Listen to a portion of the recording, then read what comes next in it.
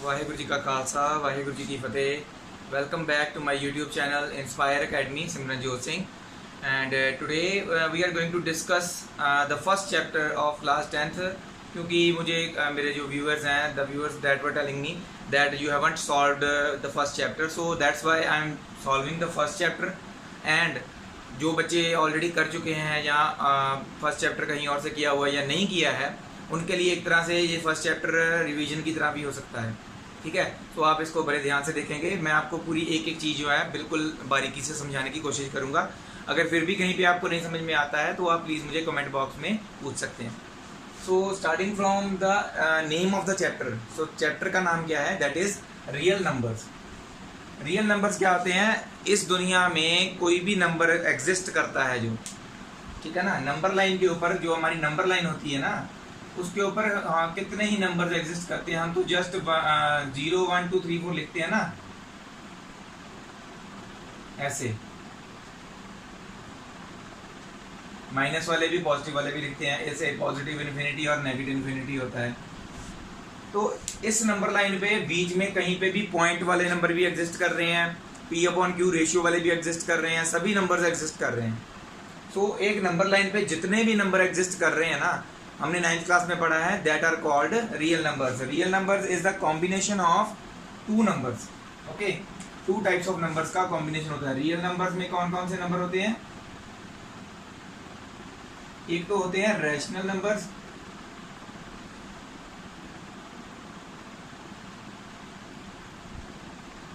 Rational numbers में कौन से नंबर आते हैं? पॉजिटिव भी आते हैं, नेगेटिव भी आते हैं, P/Q फॉर्म वाले भी आते हैं, और ऐसे डेसिमल होते हैं जो रिपीटिंग एंड नॉन टर्मिनेटिंग होते हैं। ठीक है,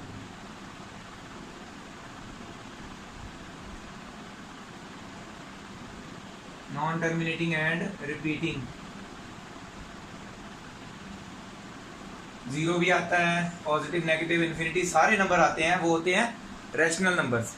ठीक है, और दूसरे क्या होते हैं? दैट आर इररेशनल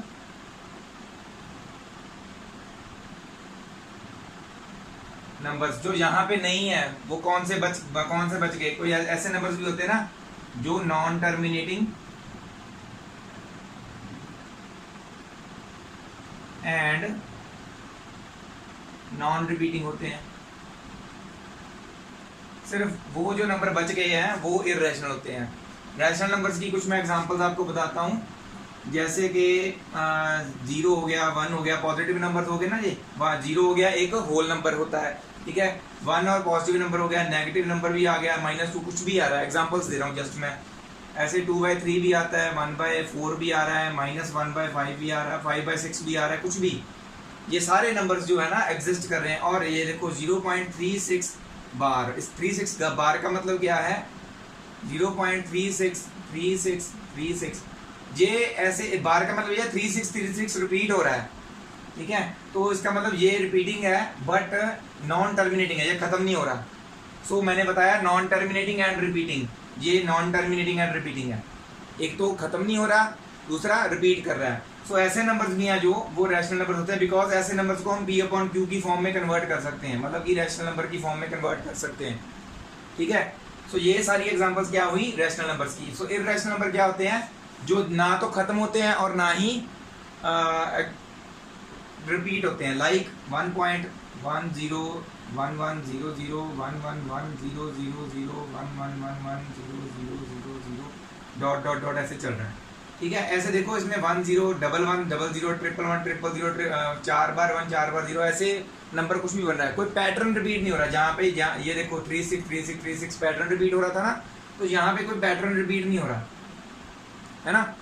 तो ऐसे नंबर जो होते हैं, कोई और एग्जांपल ले लो, 2.364784326432 डॉट डॉट डॉट डॉट। ये देखो ये भी कोई पैटर्न रिपीट नहीं हो रहा।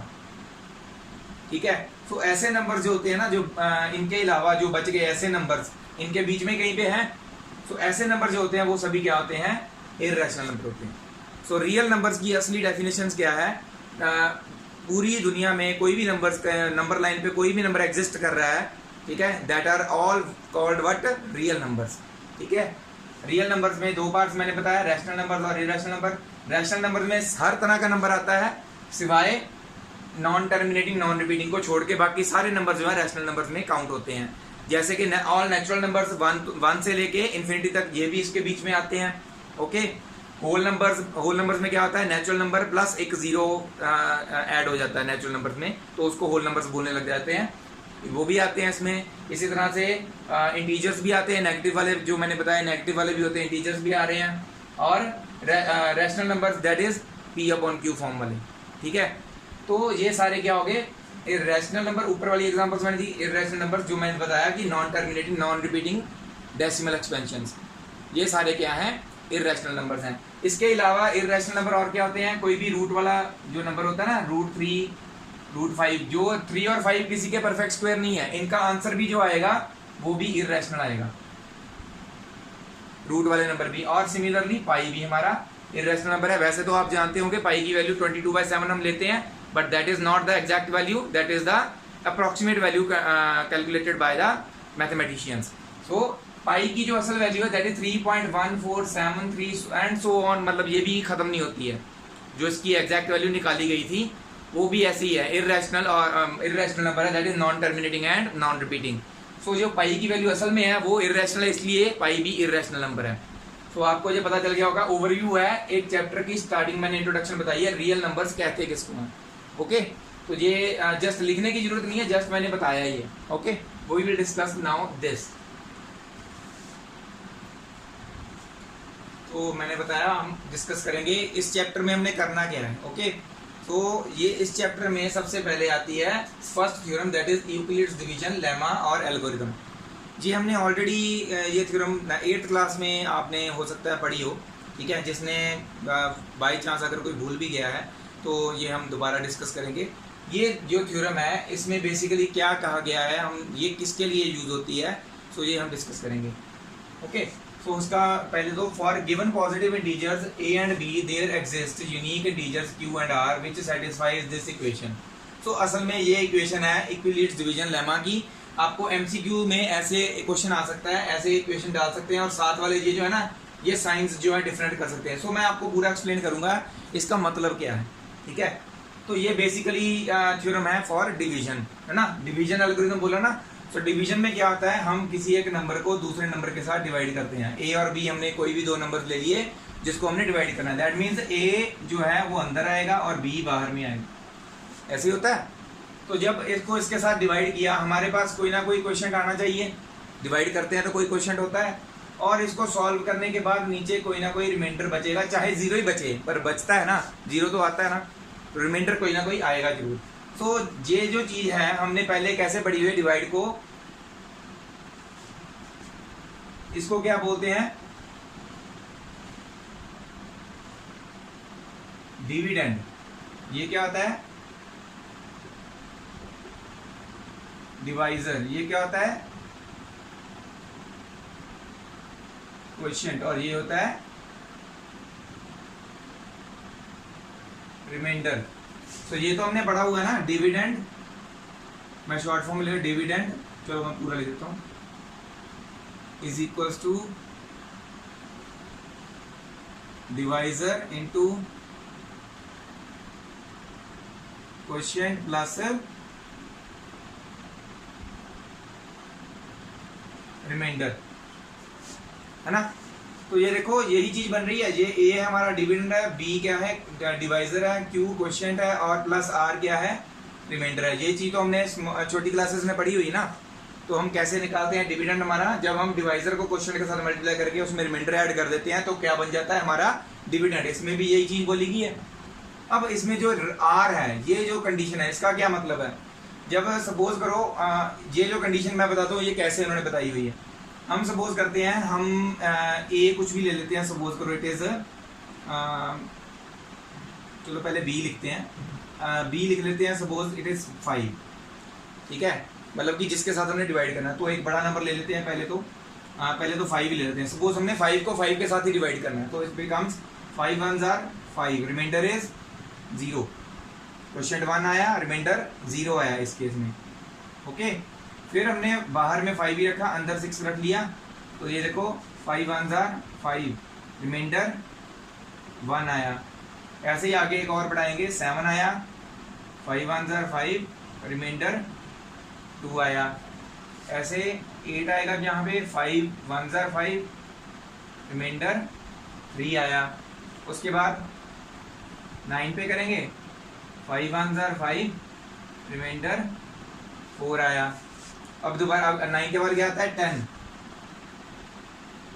5 2 10, ये तो जा रहा है ना पूरा, रिमाइंडर फिर से 0। अब ये रिपीट होना शुरू हो गया, कब, पहले रिमाइंडर 0 आया, फिर 1 2 3 4, फिर से 0, मतलब 5 नहीं आ रहा।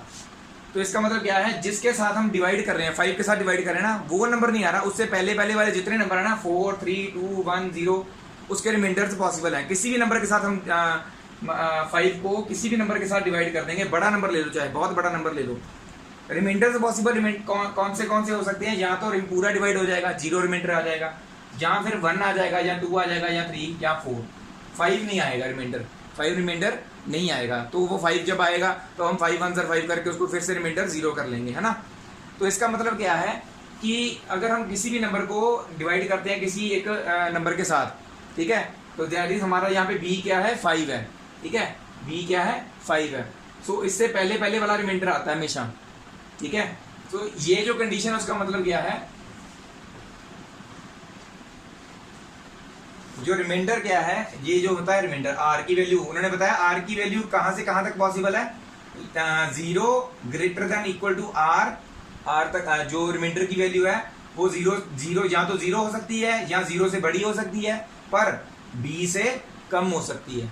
इस कंडीशन का मतलब ये है, मतलब कि r की वैल्यू 0 1 2 3, और जो हमारी b की वैल्यू होगी, हमने यहाँ पे 5 लिया था, अगर सपोज करो यहाँ पे b है तो डॉट डॉट डॉट डॉट, जो भी b की वैल्यू होगी उससे जस्ट पहले वाला number less than b minus 1 तक का आपका रिमाइंडर आएगा, ठीक है।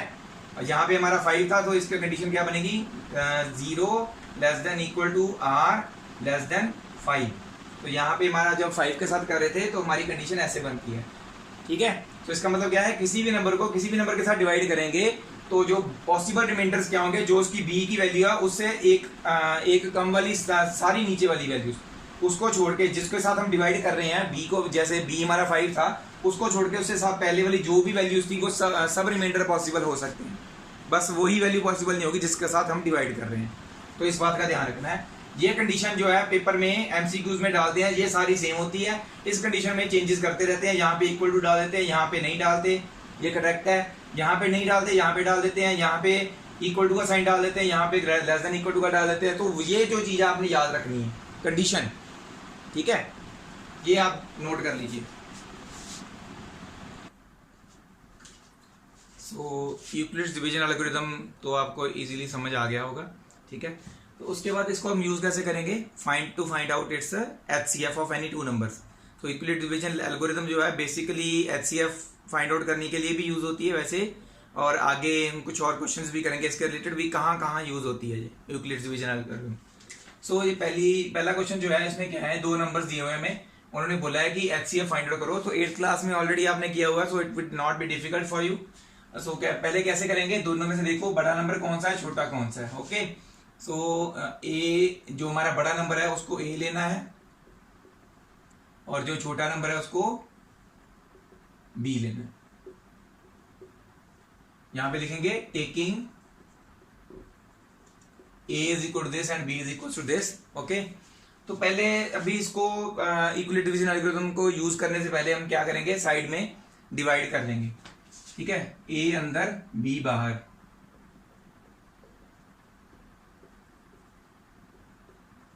डिवाइड करना कैसे करना है आपको पता नहीं चलेगा, आप देखेंगे पहले 1 पे नहीं जा रहा, 1 पे ज्यादा छोटा हो रहा है, फिर 2 पे करके देखेंगे, फिर 3 पे, ऐसे करके देखते हैं ना। अभी जस्ट इससे एक छोटा जस्ट इससे छोटा नंबर कैसे कब आ रहा है, ठीक है, ऐसे करते हैं हम डिवाइड। सो अब देखो इजीली कैसे कर सकते हैं, पहले 4 के बाद जो 3 नंबर हैं उसको छोड़ दो, 0 0 0 मान लो, और यहाँ पे पीछे से 3 छोड़ो, 1 2 3, पीछे 3 नंबर छोड़ दिए, क्या बचा 12। तो यहां से भी पीछे से 3 नंबर छोड़ दो, क्या बचा 4। तो 4 3 12 होता है ना। सो इसको 4052 को 3 के साथ करके देखो, जस्ट इससे पहले वाला नंबर आता है कि नहीं आता है, अगर नहीं आता तो 2 पे जाएगा। ठीक है, सो हम साइड पे ऐसे करके दे लेते हैं 4052 मल्टीप्लाइड बाय 3, 3 2 6, 5 3 15, 4 3 12, 1 2 1 5 6। सो जस्ट इससे स्मॉलेस्ट आ रहा है ना नंबर, इससे जस्ट छोटा नंबर आ रहा है। इससे आगे करेंगे तो वो 16, 4 4 16, मतलब कि 4 4 16, यहाँ पे 12 की जगह पे 16 आ जाएगा तो बड़ा हो जाएगा। सो 3 पे करेंगे 1 2 1 5 6।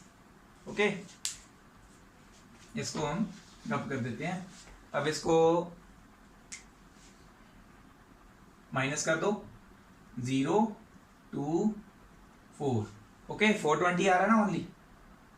तो ये जो हमारा रिमाइंडर आ गया है, आगे 4052 वो 4 डिजिट नंबर है, नीचे रिमाइंडर है 3 डिजिट, तो ये आगे नहीं होगा। ठीक है, जब भी हम डिवाइड करते हैं तब तक करते रहते हैं डिवाइड, जब तक हमारे पास एक ऐसा नंबर नहीं आता जो इससे छोटा आ जाए रिमाइंडर में, तब तक हम डिवाइड करते रहते हैं। ऐसे ही होता ना। तो इसमें क्या होगा, 4052 जो नंबर आ गया है, देखो 420 से ये बड़ा है कि छोटा है। अगर ये रिमाइंडर से बड़ा हो तो हम आगे नहीं करते। अगर ये फिर भी 4052 से यहाँ पे रिमाइंडर में कोई बड़ा नंबर आता तो हम इसको फर्दर आगे डिवाइड करते हैं, अभी इसकी जरूरत नहीं है। ठीक है, तो क्या करेंगे, 420 आ गया तो अब 420 को बाहर लेना है और ये अंदर चला जाएगा, मतलब नेक्स्ट डिवाइड आ गया। अब नेक्स्ट डिवाइड करना है।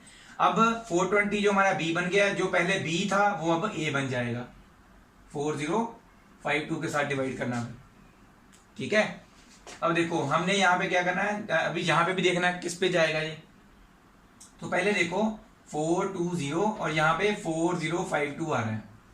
ठीक है, पिछले दो नंबर छोड़ दो, 400 बन जाएगा। ये इसके भी पिछले दो नंबर छोड़ दो, ये 4000 बन जाएगा। तो 4 10 40, 10 पे जाना चाहिए, बट ऐसा नहीं होता। हमेशा हम 9 तक देखते हैं ना, तो इसका मतलब ये 420 को 9 तक करके देखना है, तो हमारा जस्ट इससे पहले वाला नंबर आ जाएगा। अगर इसको 10 के साथ कर देते हैं तो 4200 आ जाएगा, जो कि इससे बड़ा होगा। तो 9 के साथ करके देखना है। 420 इंटू 9, 9 2 18, 9 4 36, 3780।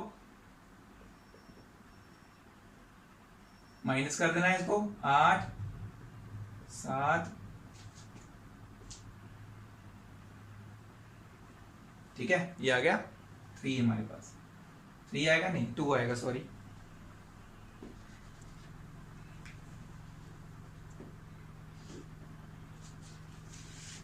थोड़ा सा ये बड़ा जा रहा है तो मैं इसको थोड़ा सा यहाँ पे लिख लेता हूँ। ठीक है, वो उधर कंप्लीट नहीं होगा हमारा, दोबारा लिखते हैं यहाँ पे।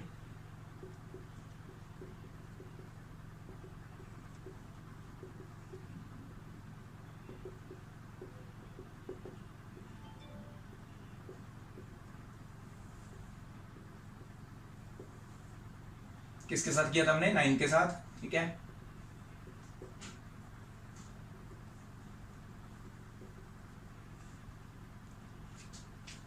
टू 272। ये रिमाइंडर फिर 420 से छोटा आ गया तो इसको हम बाहर ले लेंगे और ये अंदर चला जाएगा। ओके, तो इसको हम रब कर देते हैं।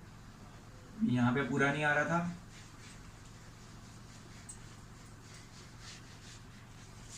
चलो नेक्स्ट, 2 2 4 होता है ना, मतलब कि वैसे तो हम 4 के आसपास पहुंच जाएंगे, बट 272 भी ना आगे, तो ये आगे और चला जाएगा, तो डबल करने का फायदा नहीं है। ठीक है, करके देख सकते हो, और साइड में वो 500 से अबव हो जाएगा। तो हम क्या करेंगे, 1 पे करेंगे, 272 8 9 7 8 9 10 11 4 और 148 बचा। ओके, फिर से रिमाइंडर 0 नहीं आया, 272 से छोटा हो गया तो ये बाहर में आ जाएगा, अब ये अंदर चला जाएगा। ओके, सो 148 और हम इसको डिवाइड करेंगे। 148 का जस्ट डबल करके देख लो पहले। 8 2 16। सो ये पहले ही पता चल रहा है बड़ा आ जाएगा, है ना। बड़ा नहीं आएगा, मतलब ये पीछे देख लेते हैं करके। चलो 8 2 16, 4 2 8 9, 296 आ गया, बड़ा आ गया ना, तो ये भी 1 पे जाएगा। 148, तो ये 4 बचता है यहाँ पे क्योंकि हमने कैरी लिया है, तो यहाँ पे क्या बचेगा, 2 पे जाएगा, यहाँ पे 1। ओके, फिर से 148 अंदर आ जाएगा, ठीक है, तो ये अभी देखो फिर से 124, क्योंकि 1 पे जाएगा ये 4 आ जाएगा, यहाँ पे 2 आ जाएगा। ठीक है, मैं ये आगे लिख लेता हूँ क्योंकि 24 अब आ गया ना, तो 24 बाहर में आएगा और 124 अंदर चला जाएगा। ओके, 2 5 are 10, 2 6 are 12, सो ये 6 पे नहीं 24, 5 पे करेंगे, 5 4 20, 5 2 10, 120 आ जाएगा, तो ये जाएगा 5 पे, 120 आ गया ये। फिर से हमारे पास 4 बच रहा है, फिर रिमाइंडर जो है 0 नहीं आया और 24 फिर अंदर चला जाएगा, 4 5 4 6 24, अब रिमाइंडर 0 आ गया। जब रिमाइंडर 0 आएगा तो उस टाइम जो हमारा डिवाइजर होगा वो होगा इन दोनों का HCF। जब रिमाइंडर 0 आ जाएगा तब जो आएगा आपके पास डिवाइजर वो होगा HCF। ठीक है, तो ये फिलहाल नोट कर लीजिए। साथ में आपको मैं बताता हूँ इक्विलेट डिवीजन एल्गोरिथम में इसको कैसे लिखना है। तो ये मैंने यहाँ से यहाँ लिख दिया है क्योंकि मैंने यहाँ पे अभी आपको पूरा लिख के बताना है ये सारा कैसे लिखना है यूक्लिड डिवीजन एल्गोरिथम से। तो हमने पहले क्या लिखा था, ए और बी लिख लिया था। ठीक है, अब लिखना है बाय यूक्लिड्स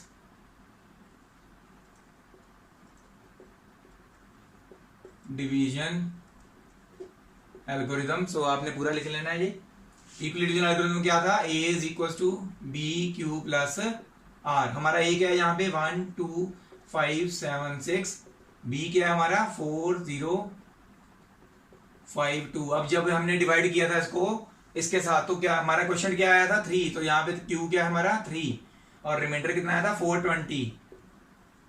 ठीक है, यूक्लिड जो हमने डिवाइड किया उसको ऐसे लिख लिया।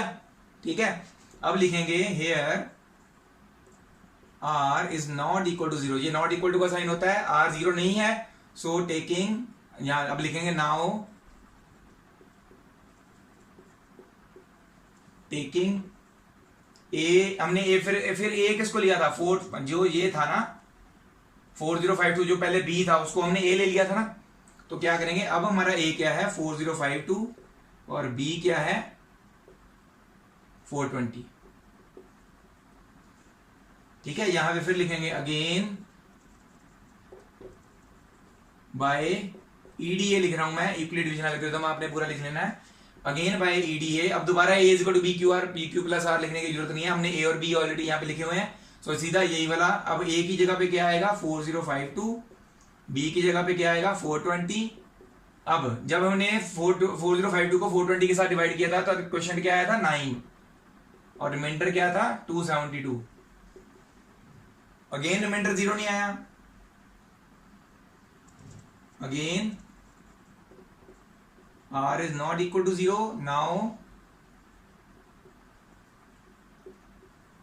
taking, अब ये क्या लेना है 420 लिया था ना हमने और b क्या था 272। फिर बाय EDA अगेन इक्विलेट डिवीजन एल्गोरिथम से, फिर जब a और b हमने चेंज कर दिए 420 is equal to 272 multiplied by, अब देखो यहां पे हमने डिवाइड किया था 1 के साथ आया था ना क्वेश्चन, रिमाइंडर 148। ऐसे ही फिर लिखेंगे again r is not equal to 0, so taking a is equal to 272 and b कितना है 148। ठीक है, ठीक है, अब ए ये ले लिया, बी ये ले लिया, तो again by Euclid division algorithm अब क्या होगा 272 हमारा ए है, 148 बी है। जब इनको डिवाइड किया तो क्वेश्चन 1 आया था और रिमाइंडर 124। रिमाइंडर फिर 0 नहीं आया, जब तक 0 नहीं आता रिमाइंडर हम आगे आगे कर रहे हैं ना। तो ये अब मैं रब कर देता हूं क्योंकि मैंने अब नेक्स्ट पार्ट लिखना है, स्टेप, वो दोनों स्टेप लिखने हैं।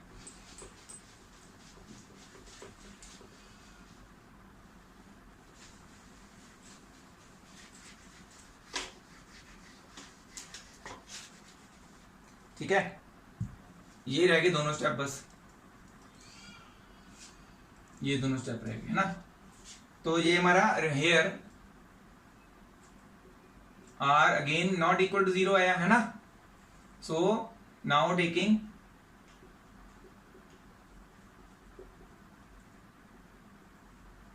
A is equal to 124 and B कितना 24.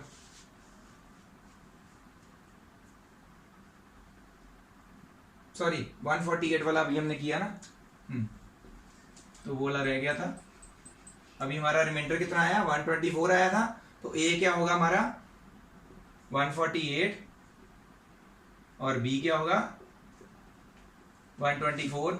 ठीक है. बाय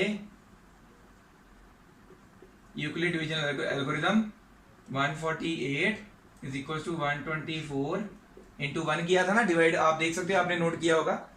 सो जब हमने इसको इसके साथ जब किया था तो क्या आया था हमारा रिमाइंडर 24 आया था. Again R is not equal to 0. तो फिर क्या करेंगे नाउ टेकिंग A क्या होगा हमारा 148. यहां पे टेकिंग लिख देते हैं. Taking A is equal 148 sorry 124. B क्या होगा 24. 124 A था 24 B था. तो अभी फिर से by Euclid's division algorithm 124 is equal to 24 into 5 plus remainder कितना बचा था 4. ओके. इस टाइम 5 से किया था ना, क्वेश्चन 5 आया था. रिमाइंडर फिर 0 नहीं आया. Remainder not equal to 0. Taking A is equal to 24 and B is equal to 4. अब हमारा आएगा ना 4 6 आर 24. रिमाइंडर आ गया 0. Here R is equal to 0, so HCF is equal to 4. मैंने बताया था जो एंड में डिवाइजर होता है वो होता है आपका HCF. तो ऐसे पहले तो हमने डिवाइड साइड में कर लेना है. उसके साथ जो जो हमने डिवाइड किया यूक्लिड डिवीजन एल्गोरिथम से सारे स्टेप्स लिख देने हैं. तो ऐसे हमारा एक क्वेश्चन कंप्लीट होता है HCF निकालने का. ठीक है. तो ये मैं जानता हूँ ये बहुत बड़ा क्वेश्चन है. ठीक है. पेपर में इतना बड़ा क्वेश्चन नहीं आता, छोटा सा क्वेश्चन आता है. तो ये आपको समझाने के लिए एक तरह से एग्जाम्पल में पूरा डिटेल्ड में बताया गया है. तो आपने ये पूरा नोट कर लेना है, एग्जाम्पल भी नोट कर लेनी है. हम आगे कुछ और एग्जाम्पल्स करेंगे, फिर आपको एक्सरसाइज में क्वेश्चंस दिए जाएंगे. ठीक है. नोट कर लीजिए ये. नेक्स्ट जो हमारी एग्जाम्पल आती है अभी इसमें भी हमने यूक्लिड डिवीजन एल्गोरिथम जो है यूज करनी है. ठीक है. वो भी मैं आपको बताऊंगा भी कैसे यूज होगी. ठीक है. इस एग्जाम्पल में क्या बताया गया है, show that every positive even integer. तो ये बात में ध्यान रखना है कि क्वेश्चन में क्या पूछा जा रहा है. Positive even integer. इंटीजर जो होते हैं वो पॉजिटिव और नेगेटिव दोनों होते हैं. ठीक है ना. माइनस इन्फिनिटी से लेके पॉजिटिव इन्फिनिटी तक सारे होते हैं, जीरो भी होता है इंक्लूडेड. तो इसमें उन्होंने कौन सा बोला है पॉजिटिव इवन इंटीजर. पॉजिटिव 0 के बाद वाले हमने देखने हैं, मतलब के इवन भी देखने हैं. पॉजिटिव 2 पॉजिटिव 4 पॉजिटिव 6 ऐसे होना चाहिए. वो जो होते हैं वो इस फॉर्म में होते हैं. ये हमने प्रूव करना है 2q की फॉर्म में. वो q जो है वो कोई भी नंबर है, इंटीजर पॉजिटिव इंटीजर है. q is some positive integer. q की वैल्यू कुछ भी इंटीजर्स में पॉजिटिव वाले में कुछ भी हो सकती है. नेक्स्ट एंड उसने ना साथ में क्या पूछा है, and that every positive odd integer. Positive odd integer. पहले पॉजिटिव इवन इंटीजर्स की बात हो गई, दूसरी बार में पॉजिटिव ऑड इंटीजर्स की बात हो गई. तो दोनों की बात हो रही है. सो हमने एक ऐसा नंबर लेट करना है जो पॉजिटिव हो और इवन और ऑड दोनों हो. ठीक है. सो हमने क्या करना है, जस्ट एक इंटीजर लेट कर लेना है. इंटीजर पॉजिटिव इंटीजर लेट कर लेना है, उसमें इवन और ऑड दोनों आ जाते हैं, है ना. वो लेट करेंगे हम. वो जो पॉजिटिव ऑड इंटीजर है वो इस फॉर्म में होता है, ये हमने प्रूव करना है. ओके. सो पहले तो हमने लेट कहां से करना है ये देखना है. जो हमने बताया गया positive even integer positive odd integer दोनों बोले हैं. तो हमने क्या करना है, लेट द पॉजिटिव इवन और ऑड लिखने की जरूरत नहीं है, जस्ट इंटीजर लिख लेंगे क्योंकि दोनों लेने हैं हमने. Integer is a. हम ए मान लेते हैं कि वो पॉजिटिव इंटीजर है. ठीक है. Is of the form 2q लिखा ना, जब q के साथ जो नंबर लिखा हुआ है 2 लिखा हुआ है ना, तो यहाँ पे भी 2 के साथ q के साथ 2 लिखा हुआ है. ए हमारी जो यूक्लिड डिवीजन एल्गोरिथम होती है वो क्या होती है, a is equal to b q plus r होती है ना. सो बी क्यू और 2q, सो आप इससे रिलेट कर सकते हैं q के साथ वाला जो नंबर है 2 वो हमारा b है। यहाँ पे भी 2 के साथ q के साथ क्या है 2 है, तो हमारा b क्या है 2 है। तो यहाँ पे क्या लिखेंगे here b is equal to 2, so by Euclid's division algorithm. Euclid division algorithm क्या है, a is equal to b q plus r. So क्योंकि हमारा b 2 है, so a is equal to 2q plus r. अब हमें b पता चल गया, तो हम जो कंडीशन होती है साथ में रिमाइंडर की वो भी निकाल सकते हैं ना। तो हमारा रिमाइंडर जो होगा, कंडीशन क्या होती है, ये होती है ना, ये होती है ना कंडीशन। तो जहां पे हमारा b 2 है तो हमारी कंडीशन क्या होगी, b की जगह पे 2। तो दैट मीन्स रिमाइंडर 2 से नीचे नीचे जो भी नंबर आते हैं वो सब रिमाइंडर्स हो सकते हैं। दैट इज r क्या हो सकता है, यहां तो 0 होगा, यहां फिर 1, ओके 2 नहीं होगा। तो हमारी वैल्यूज जो है हम पुट करेंगे इस इक्वेशन में, इसको 1 ले लेते हैं। When r is equal to 0, तो यहां पे कह रहे हैं जब r 0 है तो इक्वेशन 1 बिकम्स, इक्वेशन 1 क्या बन जाएगी, a is equal to 2q plus 0। कुछ भी ऐड 0 अगर ऐड हो रहा है तो लिखने की जरूरत नहीं है, जस्ट a क्या हो जाएगा 2q। Okay, similarly when r is equal to 1 होगा तब क्या होगा, a is equal to 2q plus 1। बस r की और के वैल्यूज नहीं है, यही दो वैल्यूज थी हमने पुट कर दी। तो देखो अब q की वैल्यू कुछ भी हो, where q is some positive integer उन्होंने बोला है, q की वैल्यू हम कुछ भी भर लें, 1 भर लें, 2 भर लें, 3 भर लें, 4 भर लें। अगर हम 1 भरते हैं 1 इंटू 2 आ जाएगा, इवन नंबर आएगा ना। जब हम वैल्यू 1 भरेंगे तो नंबर क्या आएगा, 2 इंटू 1 2। अगर हम यहाँ पे q की जगह पे 2 पुट करते हैं, 2 2 4 आएगा, 3 पुट करते हैं 3 2 6 आएगा। जितनी बार भी q की नंबर कोई भी पॉजिटिव नंबर भर रहे हैं q की वैल्यू, तो क्या आ रहा है, इवन नंबर आ रहा है। सो इससे क्या पता चलता है कि every positive even integer is of the form 2q। ये हो गया जो पहली पूछी थी उन्होंने, 2q। Next, every integer positive odd integer ये फॉर्म का होता है, ये भी प्रूव करना है। तो क्या देखो q की वैल्यू अगर यहाँ पे 1 पुट करते हैं, 2 इंटू 1 2 हो गया, 2 प्लस 1 3 आ रहा है पहली बार में, दूसरी बार में 2 पुट करते हैं अगर यहाँ पे, ठीक है। सो 2 1 2 सॉरी 2 2 4 प्लस 1 5। ऐसे ही अगर हम 3 पुट करेंगे तो 7 आएगा। ऐसे देखो हर बार कोई भी वैल्यू q की पुट कर रहे हैं तो क्या नंबर आ रहा है, ऑड नंबर आ रहा है ना। तो इसका मतलब क्या है, every positive odd integer is of the form 2q plus 1। ये इससे प्रूव हो गया, तो हो गया ना प्रूव। ये वाला इक्वेशन ए ले लेते हैं, ये B, from equation A and B, फिर वो जो ऊपर पूरी स्टेटमेंट लिख देनी है। It is clear that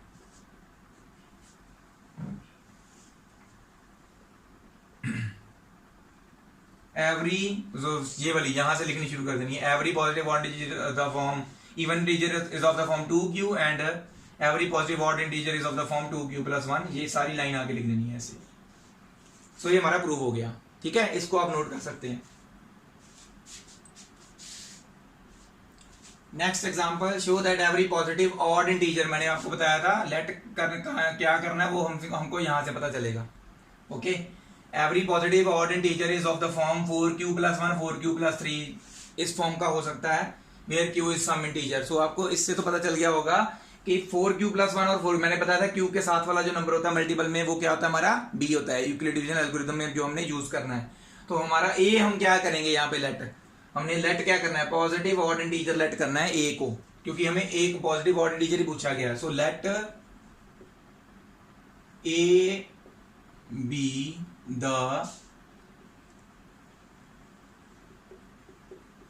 positive odd integer. A जो है वो क्या है, हमारा पॉजिटिव ऑड इंटीजर है, ठीक है। तो अगर ये पॉजिटिव ऑड इंटीजर है तो हमारा बी क्या है, here b is equal to 4 के साथ, मतलब q के साथ वाला क्या है 4 क्यों लिखा है, तो यहाँ पे हमारा b क्या है 4 बाय, अब यहाँ में मैं शॉर्ट फॉर्म में लिख रहा हूँ EDA, पूरा लिख लेना आपने, by EDA a is equal to b q plus r होता है, और r की क्या कंडीशन होती है 0 less than equal to r less than b, ठीक है। वी गेट, तो हमारे पास हम b की वैल्यू क्या है 4 है, 4q plus r 0 less than r less than 4, so reminder will be from 0 1 2 3 तक होगा, 4 से नीचे तक, okay.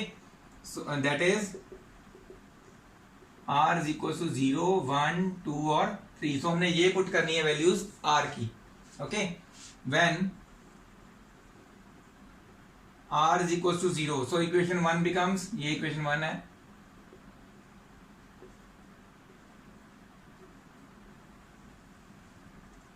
a is equals to 4q plus 0, or we can write a is equals to 4q, ठीक है।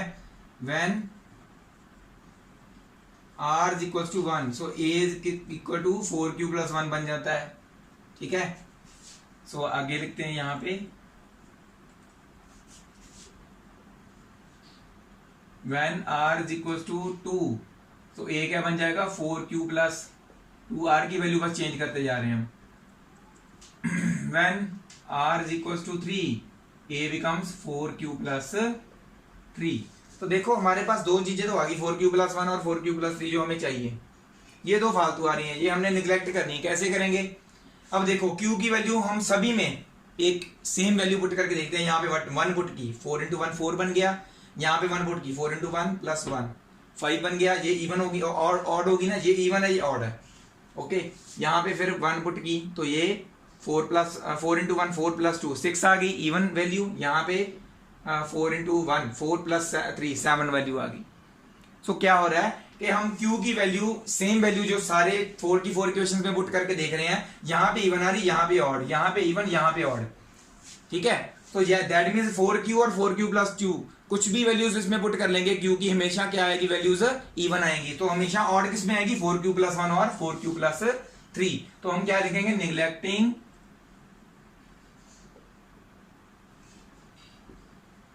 अभी इक्वेशंस लिख लेते हैं इसको, इक्वेशन 1 तो ऑलरेडी यूज की हुई ना, a, इसको b लिख लेते हैं, इसको c और इसको d। Neglecting equation a and c, हाँ इक्वेशन c और a को निगलेक्ट करना है, क्यों neglecting equation a and c, because a is an odd positive integer, क्योंकि a जो हमने क्या लिया था ऑड पॉजिटिव इंटीजर लिया था, बट यहाँ पे हम वैल्यू कुछ भी पुट कर रहे हैं तो ये ऑड होना चाहिए था, इक्वल टू की दूसरी साइड भी तो ऑड होना चाहिए था ना, पर ये तो इवन आ रहा है, तो ये निगलेक्ट हो गए। Neglecting a and c because यहाँ पे बिकॉज लिख लेंगे, बिकॉज का सिंबल डालेंगे, because a is an odd positive integer, so from equation b and d it is clear that ये वाली पूरी every positive odd integer is of the form 4q plus 1, it is clear that every positive odd integer of the form 4q plus 1 और 4q plus 3, so ये prove हो गया, ठीक है। अगर इवन वाला पूछा होता, यहाँ पे ऑड की जगह इवन होता, तो यहाँ पे हम लेट भी इवन करते, तो हमने फिर ये निगलेक्ट नहीं करनी थी, कौन सी बी और डी निगलेक्ट करनी थी, फिर हमने ए और सी ले लेनी थी। ये इस बात का ध्यान रखना है कि हमें कौन सा पूछा गया है, ये नोट कर लीजिए। सो एग्जाम्पल 3 के बाद आती है आपके पास एग्जाम्पल 4, और ये एक्सरसाइज के पहले 3 क्वेश्चंस जो है हमने पहले एग्जाम्पल्स इसके रिलेटेड की हुई है, तो इसलिए मैंने यहाँ पे ये लिखे हैं, ये आपने खुद करने हैं। तो एग्जाम्पल 4 में आपको समझा देता हूँ। जस्ट इसमें क्या करना है कि एक स्वीट सेलर है, उसके पास 420 काजू बर्फीज है और 130 बादाम बर्फीज है, और शी हैज टू स्टैक मतलब क्या, उसने ढेरी बनानी है, उसके मतलब के एक ट्रे के बीच में लगाने हैं, स्टैक्स बना के लगानी है बर्फीज। वो किस हिसाब से लगाए कि उसकी जो स्टैक्स हैं वो बराबर हों और ट्रे का कम से कम एरिया जो है वो ऑक्यूपाई करे। ठीक है। सो क्या करेंगे, जस्ट इन दोनों का HCF निकाल लेंगे, 420 और 130 का HCF निकाल लेंगे। तो हमने just equally division algorithm use करके इन दोनों का HCF निकालना है। जो आपका HCF आएगा तो आपने वो बताना है कि this is the number of stack, sorry the number of barfis in each stack to be placed. ठीक है, एक स्टैक मतलब एक जो ढेरी बनेगी, ऊपर के ऊपर बर्फीज लगाएंगे, वो एक ढेरी में कितनी बर्फीज लगेंगी वो आपने बताना है by finding the HCF of both. ये वाला तो इजी है, यूक्लिड डिवीजन एल्गोरिथम से यूज करके इन तीनों का अपने HCF निकालना है। ये वाला क्वेश्चन भी हमने किया है ऐसा, देखो show that every positive odd integer, तो हमने लेट क्या करना है, ए को पॉजिटिव ऑड इंटीजर लेट करना है। हमारा बी क्या होगा, यहाँ पे देखो 6q + 1 6q + 3 और 6q + 5 है ना, तो हमारा बी क्या होगा 6। रिमाइंडर्स होंगे फ्रॉम 0 to 5 तक होंगे। तो आपने वो वैसे जो मैंने एग्जाम्पल में करवाया ना, सेकंड एग्जाम्पल में करवाया था वैसे सेम करना है, बस यहाँ पे 4 की जगह पे 6 है। ठीक है, और आपने ये 3 चीजें लेनी, इवन ऑड वाले में आ जाएंगी। और जैसे ये किया वैसे ये करना है। ये एक आर्मी कॉन्टिजेंट है, उसमें क्या है 616 मेंबर्स हैं। वो एक आर्मी बैंड के पीछे, जो आर्मी बैंड के कितने मेंबर है 32 मेंबर्स हैं, उसके पीछे उन्होंने परेड करना है। उन्होंने 2 ग्रुप्स में परेड करना है। ठीक है, ईच ग्रुप में क्या होगा, सेम नंबर ऑफ कॉलम्स होंगे। ठीक है, सेम नंबर ऑफ कॉलम होने के लिए तो मैक्सिमम नंबर ऑफ कॉलम्स कितने चाहिए हमें, सेम 2 ग्रुप्स में करना है, मतलब कि एक ग्रुप इधर एक ग्रुप इधर। तो उसके पीछे आर्मी कॉन्टिजेंट के सारे मेंबर्स जो हैं वो मार्च करेंगे बैंड के पीछे। ठीक है, सो कहते हैं एक ग्रुप में कितने एक मतलब कि एक कॉलम में कितने नंबर ऑफ पीपल होने चाहिए, मेंबर्स होने चाहिए। सो यहाँ पे भी इन दोनों का हमने 616 और 32 का HCF निकाल लेना है। ठीक है, तो इसके साथ यहाँ तक ये 3rd क्वेश्चन तक आपने करना है। ठीक है, अब मैं यहाँ पे जो अपनी वीडियो एंड कर रहा हूँ। नेक्स्ट वीडियो में हम जो 2 क्वेश्चंस रह गए हैं, 4th और 5th क्वेश्चन, वो भी करेंगे और नेक्स्ट एक्सरसाइज का भी कुछ ना कुछ डिस्कस करके और नेक्स्ट एक्सरसाइज तक करेंगे। ठीक है, मैं चाहता हूँ कि कम से कम जो हमारे वीडियोस के ये पार्ट्स बने तो आपको जल्दी से जल्दी ये पूरा चैप्टर कवर हो जाए। Thank you very much. और एक और मैं बात बताना चाहता हूँ, अगर कोई चाहता है कि मैं ये वीडियो पंजाबी में भी बनाऊं तो आप मुझे प्लीज़ बता दीजिए, मैं नेक्स्ट वीडियो कोशिश करूंगा कि वो पंजाबी में भी मैं बना दूं। अगर मेरे सारे व्यूअर्स पंजाबी में ही चाहते हैं तो प्लीज़ मुझे कमेंट बॉक्स में बताइए, तो मैं आपको ये वीडियो जो आगे मैं जितनी वीडियोस भी बनाऊंगा वो पंजाबी में बनाना शुरू कर दूंगा, अगर आपको उसमें ईजिली समझ आता है तो। अगर हिंदी में भी समझ आ रहा है तो दैट्स वेल एंड गुड। ठीक है, thank you very much. Waheguru ji का खालसा, वाहेगुरु जी की फतेह।